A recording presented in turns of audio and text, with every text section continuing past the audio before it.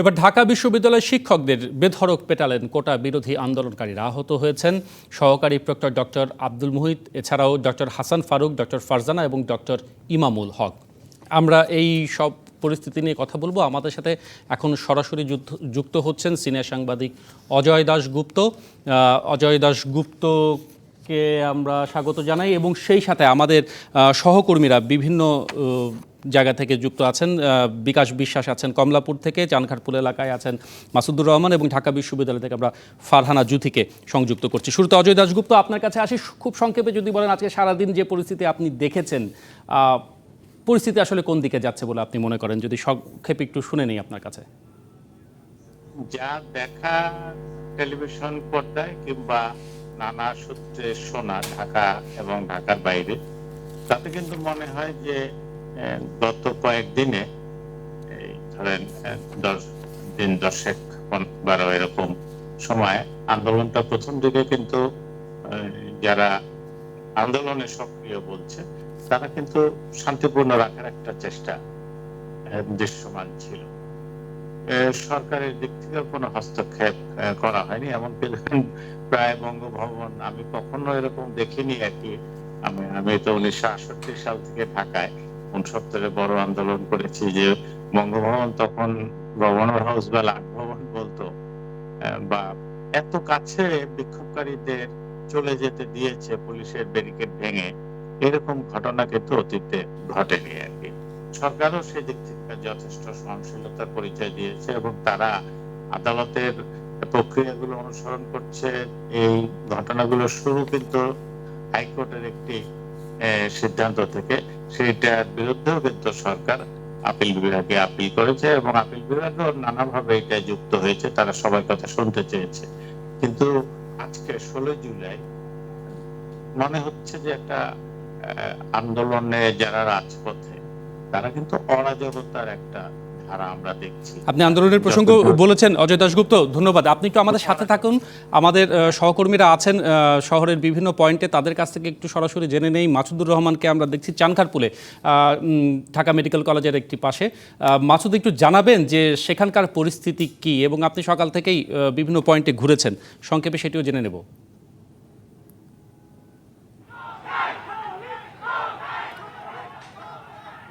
আজকে কোটার বিপক্ষে যারা আন্দোলন করছে তারা, আমি বিকেল থেকেই দেখছি তারাও আজকে মারমুখী ভূমিকায় অবতীর্ণ হয়েছেন। যেখানেই তাদেরকে বাধা দেওয়া হচ্ছে তারা সেটির প্রতিরোধ তারা গড়ে তুলছেন। চানখারপুলেও আমি দেখেছি যে এখানে প্রায় 1.5 ঘন্টা ধরে চলছে সংঘর্ষ। স্থানীয় মহানগর যে ছাত্রলীগ রয়েছে, বিভিন্ন ইউনিটের ছাত্রলীগের নেতাকর্মীদের সাথে কোটার যারা আন্দোলন করছিল তারা এই চানখারপুল মোড়টি আটকিয়ে তারা আন্দোলন করছিল। তখন পাশ থেকে যখন ছাত্রলীগের নেতাকর্মীরা স্লোগান দিচ্ছিল, তখন দুই পক্ষের মধ্যে সংঘর্ষের ঘটনা ঘটে। সেটি এখনো চলছে। কিছুক্ষণ আগে আমি দেখেছি এখানে ককটেল বিস্ফোরণের ঘটনা ঘটেছে, এখানে গুলির ঘটনা ঘটেছে। 3 জনকে দেখেছি গুলিবিদ্ধ অবস্থায় ঢাকা মেডিকেলে ভর্তি হতে। এছাড়াও ইট পাটকেলের আঘাতে বেশ কয়েকজন 8 থেকে 10 জনকে দেখেছি যে তারা ঢাকা মেডিকেল হাসপাতালে চিকিৎসা নেওয়ার জন্য গিয়েছেন। গণমাধ্যম কর্মীও বেশ কয়েকজন ইট পাটকেলের আঘাতে আহত হয়েছেন। এর আগে আমি ঢাকা বিশ্ববিদ্যালয়ের কেন্দ্রীয় শহীদ মিনারে ওখানে ছিলাম। সেই শহীদ মিনারে কিন্তু আজকে কোটা নিয়ে যারা আন্দোলন করছে তাদের মূল কর্মসূচি ছিল যে সেখানে বিক্ষোভ মিছিল।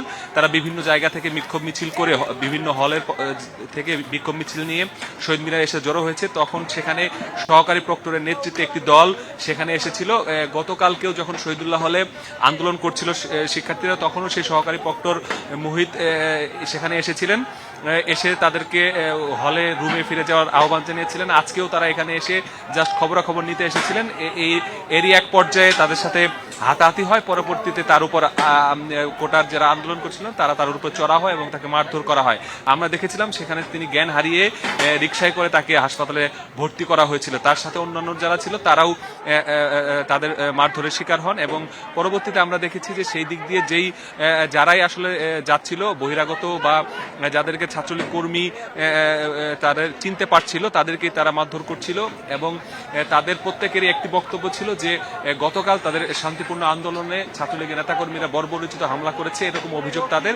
সে কারণেই তারা আজকে জবাব দিচ্ছেন। তারা যেখানে যেভাবে পাচ্ছেন সেভাবে তারা আন্দোলনরত অবস্থায় যাদের পাচ্ছেন তাদের মাধ্যমে ঘটনা এখানে ঘটেছে। আমরা কিছুক্ষণ আগেও দেখেছি এখানে যে যারা ছাত্রলীগের নেতাকর্মী ছিল এবং এখানকার যারা ছিল তাদের মধ্যে যে সংঘর্ষ সেটি চলছে। আর আজকে তাদের যে কর্মসূচি, সেই কর্মসূচি শহীদ মিনার কেন্দ্রিক থাকবে এবং শহীদ মিনার থেকে তারা আরো বেশি সংগঠিত হয়ে তারা আশপাশে মিছিল এবং বিক্ষোভ সমাবেশ করবে বলে আমাদেরকে এখন পর্যন্ত জানিয়েছেন। আর এছাড়াও ছাত্রলীগের অবস্থান দেখেছি আমরা রাজু ভাস্কর্যে, সেখানে তারা স্লোগানে মুখরিত করে রেখেছেন এবং আর যেসব পয়েন্টগুলো রয়েছে ঢাকা বিশ্ববিদ্যালয়ের আশপাশে প্রত্যেকটি পয়েন্টেই কোটার যারা আন্দোলন করছেন তারা রাস্তাগুলো আটকিয়ে রেখেছেন যাতে কোনো ধরনের কেউ যান চলাচল এদিক দিয়ে না করতে পারে। তারা তাদের আন্দোলনের যে দাবি, আপনার বক্তব্য স্পষ্ট মাসুদুর রহমান, অনেক ধন্যবাদ আপনাকে। এবং আপনি নিজেও সাবধানে থাকবেন, যেহেতু সংঘর্ষের কিছু চিত্র আমরা আপনার পেছনে দেখছি। আমরা ফিরবো আবারও আমাদের অতিথির কাছে। তার আগে ঢাকা বিশ্ববিদ্যালয় থেকে ফারহানা জুথি আমাদের সাথে একটু যুক্ত হবেন। ফারহানা জুথিকে জিজ্ঞেস করবো যে কিছুক্ষণ আগে আমরা ছাত্রলীগের পক্ষ থেকে, শীর্ষ নেতৃবৃন্দের পক্ষ থেকে বিশ্ববিদ্যালয় থেকে তাদের বক্তব্য দিতে শুনেছি। সবশেষ পরিস্থিতি সেখানে কি, তাদের পক্ষ থেকে আর নতুন কিছু বলা হয়েছে কিনা? ফারহানা জুথি।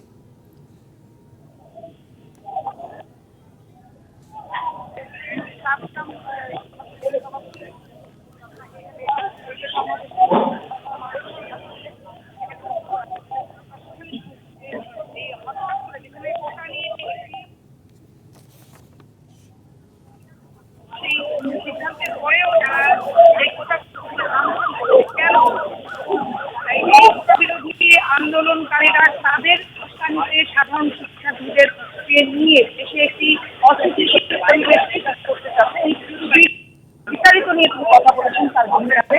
এবং আমি একটু আরেকটু আগে এখানে আসার আগে যে পরিস্থিতি হয়েছিল সেটা নিয়ে একটু কথা বলতে চাই। সেটি হচ্ছে এই ঢাকা বিশ্ববিদ্যালয়ে আসার পথে আমাকে বেশ কয়েকটি রাজধানীর বেশ কয়েকটি সড়ক অতিক্রম করতে আসতেছে। আমরা যেটা একদম সাধারণ দৃষ্টিতে দেখি একেবারে এই ফুল পড়ুয়া ছেলে এবং তারপর এরকম ছেলেরা রাস্তায় তারা রাস্তার মধ্যে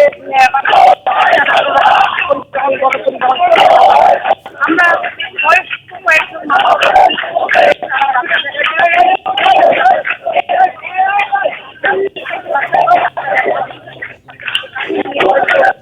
তার হয়তো ডাক্তার বা নানা এরকম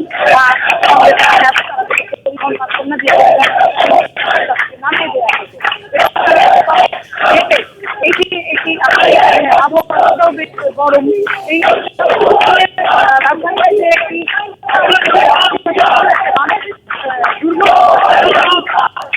নজরে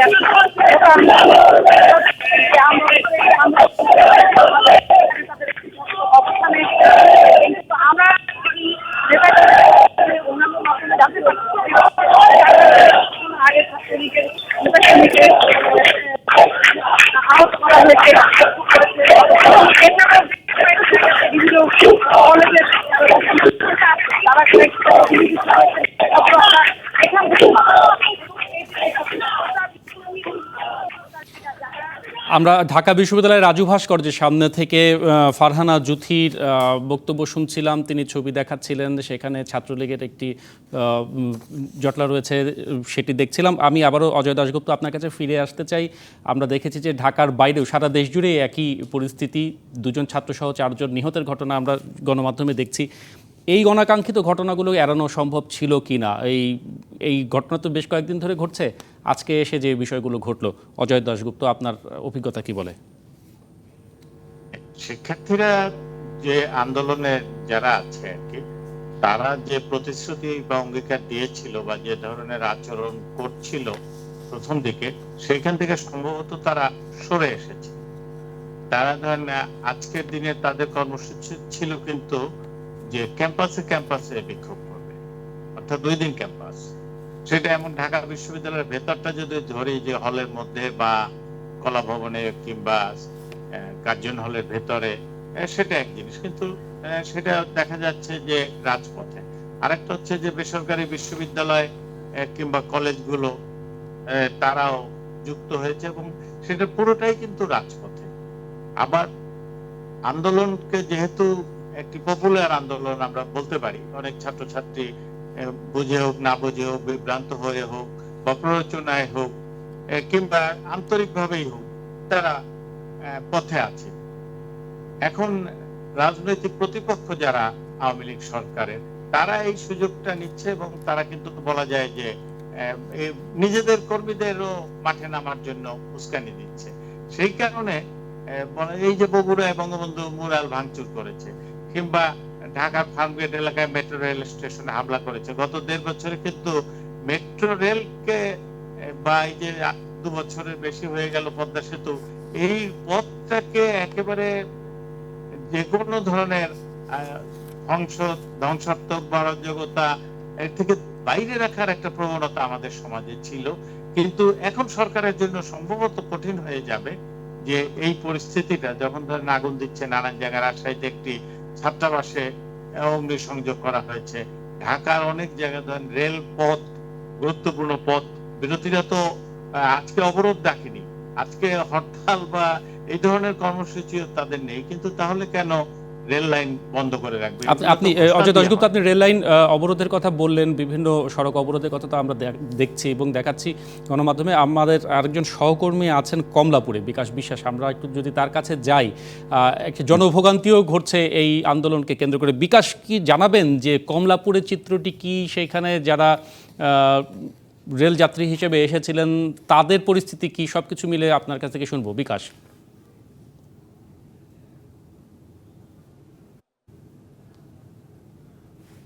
দেখুন, আমি কমলাপুর রেলওয়ে স্টেশনে আসি 4টার দিকে এবং সেই 4টা পর্যন্ত যতটুকু খবর নিতে পেরেছি যে 4টা পর্যন্তই শিডিউলে থাকা, অর্থাৎ কমলাপুর ছেড়ে যাবে বিভিন্ন গন্তব্যে এমন 9টি ট্রেন কিন্তু আটকে পড়েছে। এর মধ্যে কয়েকটি ট্রেন কিন্তু এখন প্ল্যাটফর্মে রয়েছে এবং বেশ কিছু ট্রেন কিন্তু এই ঢাকার আসার মুখেই যে জায়গাগুলো রয়েছে সেখানে আটকে পড়ে আছে। তো এমন 9টি ট্রেন 4টা পর্যন্ত সংবাদটি ছিল, 9টি ট্রেন আটকে পড়ে আছে, শিডিউলে যেগুলো ছিল যাওয়ার সেগুলো যেতে পারেনি। এবং এরপরে কিন্তু আরও 2 ঘন্টা সময় পার হয়েছে, আরও এই সংখ্যাটি আরও যুক্ত হয়েছে।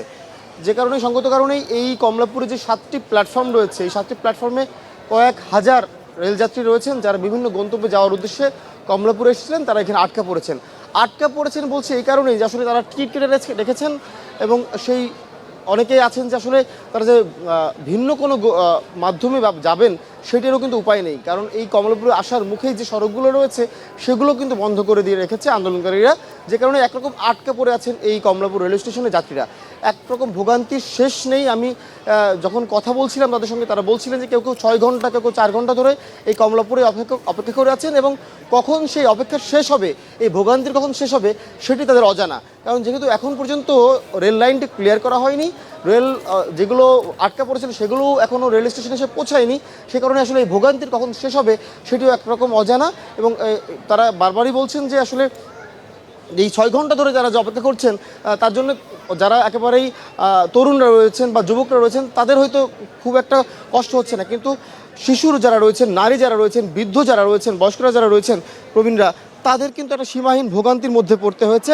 শোভন, একটু যদি দেখাই যে এই কমলাপুর রেলওয়ে স্টেশনে যে প্ল্যাটফর্মগুলো রয়েছে প্রত্যেকটি প্ল্যাটফর্মে কিন্তু ট্রেন থেমে আছে। 7টি প্ল্যাটফর্মে 7টি ট্রেন কিন্তু এখন দাঁড়িয়ে আছে এবং এই 7টি ট্রেনের কয়েক হাজার যাত্রী তারা এই কমলাপুরে অবস্থান করছেন, কারণ বিকল্প ব্যবস্থায় যাওয়ার মতন উপায়ও তাদের কাছে এখন নেই। যেই জায়গাতেই যাবেন না কেন সেখানে তারা আটকা পড়ছেন। সেই কারণেই বলছেন যে তার আসলে সীমাহীন ভোগান্তি কখন শেষ হবে সেটা তাদের অজানা। আপনি যদি বলেন, আমি একটু সময় দিলে পরে আমি 2-1 সাথে কথা বলবো। কতক্ষণ ধরে এখানে আছেন? আমি প্রায় 1 ঘন্টা যাবত এখানে আছি। কোথায় যাবেন জানেন কিনা? যে কিছু আমি যাব ব্রাহ্মণবাড়িয়া যাব। আপনারা কতক্ষণ ধরে আছেন? প্রায় 6 ঘন্টা ধরে আছি। কোথায় যাবেন? আমি যাব চাঁপাইনবাবগঞ্জ, রাজশাহী যাব। আচ্ছা, এখন পর্যন্ত জানেন না তো আসলে কখন না, কখন ট্রেনটা আসবে এখনো আসেনি। 2:40 ট্রেনটা যাওয়ার কথা ছিল রাজশাহী, ওই সিল্ক সিটি ট্রেনটা এখন পর্যন্ত কমলাপুর রেল স্টেশনে আসেনি। এখন এই ট্রেনটা কখন যাবে আদৌ আমরা সময় পাচ্ছি না বা কেউ জানাইতেছে না।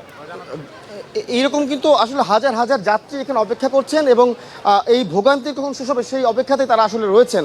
আমি যদি একটু নারীদের একটু দেখাই, শিশুদের একটু দেখাই, দেখবেন যে আসলে অনেকক্ষণ ধরে কয়েক ঘন্টা ধরে অপেক্ষা করে আছেন। কোথায় যাবেন একটু বলবেন? আমি যাবো সৈয়দপুরে। কতক্ষণ ধরে অপেক্ষা আছেন? আমি 3টার সময় আসছি। 3 ঘন্টা ধরে এখন পর্যন্ত জানতে পেরেছেন যে কোনো আপডেট পেয়েছেন? না, কোনো আপডেট পাইনি। ঠিক এরকমই আসলে একটা অনিশ্চয়তার মধ্যে এই ঘন্টার পর ঘন্টা সময় ব্যয় করছেন এই হাজার হাজার যাত্রী। এই ভোগান্তি আসলে কখন শেষ হবে সেটি তাদের অজানা। শোভন, বিকাশ বিশ্বাসের কাছ থেকে আমরা কমলাপুরে যে রেলযাত্রীরা আটকা পড়েছেন তাদের খবর শুনছিলাম, এক ধরনের ভোগান্তির চিত্র তিনি তুলে ধরছিলেন। অজয় দাশগুপ্ত, আপনি আমাদের সাথে থাকুন। অজয় দাশগুপ্ত, আবারও আপনার কাছে ফিরে এলাম। আপনি পরিস্থিতি দেখছিলেন ঢাকা শহরের। এখন এই পরিস্থিতি নিয়ন্ত্রণে আসলে সরকার বা কর্তৃপক্ষের কি করার আছে, কিংবা আসলে এটা অনেক বড় চ্যালেঞ্জ হয়ে যাচ্ছে কিনা, এবং সেই সাথে জনভোগান্তির একটি বিষয় তো বারবার ফুটে উঠছে, সেই জনভোগান্তির দায়ী বা কে নেবে, সেটি কিভাবে, সেই পরিস্থিতিও বা কীভাবে নিয়ন্ত্রণ হবে? ফারহানা কিন্তু একটি গুরুতর প্রসঙ্গ বলেছেন যে আন্দোলন করছে যে ছাত্ররা, তারা কিন্তু তাদের মূল লক্ষ্য বা কর্মসূচি এখন নির্ধারণ করেছে সরকারকে অচল করে দেওয়া। মানে প্রকৃতপক্ষে কোটা সংস্কার কিংবা পরশু রাতে যে রাজাকার, তারা নিজেরাই কিন্তু প্রধানমন্ত্রীর বক্তব্যকে ভুলভাবে ব্যাখ্যা বা উদ্ধৃত করে তারা বলছিল যে আমরাই রাজাকার। সেইটা যে ভুল হয়েছে সেটা কিন্তু তারা প্রকারান্তরে স্বীকার করে নিজেদের স্লোগানটা পরিবর্তন করেছে। তারপরে যখন এবং মনে হয়েছে যে তারা হয়তো বেকায়দায় পড়েছে, কাজী কোটার মধ্যে সীমাবদ্ধ না থেকে কিংবা ক্যাম্পাসের ভিতরে আন্দোলন করা সেটার মধ্যে না থেকে তারা কিন্তু রাজপথে অরাজকতা সৃষ্টি, নৈরাজ্য সৃষ্টি, এই পথে চলেছে, এরকম একটি ধারণা করা যেতেই পারে। জনদুর্ভোগ কি হলো না হলো সেইটাতে তাদের সম্ভবত খুব বিবেচনায় নেই।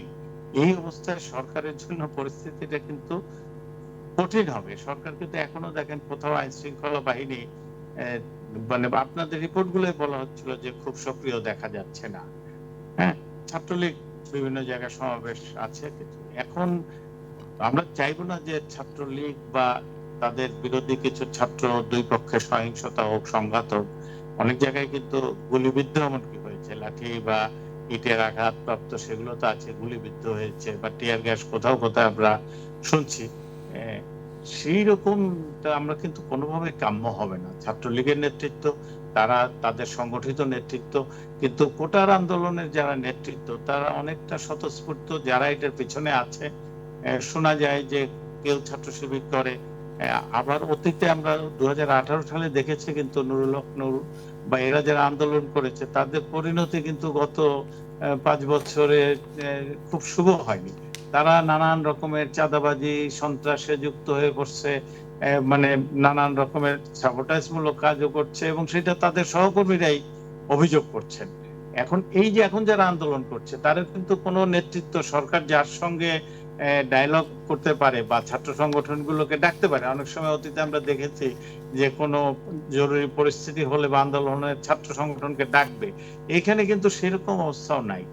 আর রাজনৈতিক দলগুলো কিন্তু এইটাকে উস্কানি দিয়ে এরকম শিক্ষার্থীদের, ছাত্রদের পরস্পর মুখোমুখি করে রাস্তায় মারধর হলো, পুলিশ কিছু অ্যাকশনে গেল, মামলা হলো, গ্রেপ্তার হলো, সেরকম জায়গায় যাতে না যায় রাজনৈতিক দলগুলো মানে যথেষ্ট সংযম দেখাতে হবে। সরকারি দল এবং বাইরের যারা বলছে যে ছাত্র আন্দোলন করছে আমরাও নেমে পড়বো তাদের পাশে, সেইটা কাম্য হবে না। একটা ইস্যু উঠেছে, সরকার সেটার গুরুত্ব স্বীকার করছে, সমাধান করতে চাচ্ছে, সর্বোচ্চ আদালত সেটাই সংশ্লিষ্ট, এবং তারা একটা বিষয় অনেক দিনের জন্য, ভবিষ্যতের জন্য নিষ্পত্তি করতে চাচ্ছে, তারা এটা পর্যালোচনা করছে।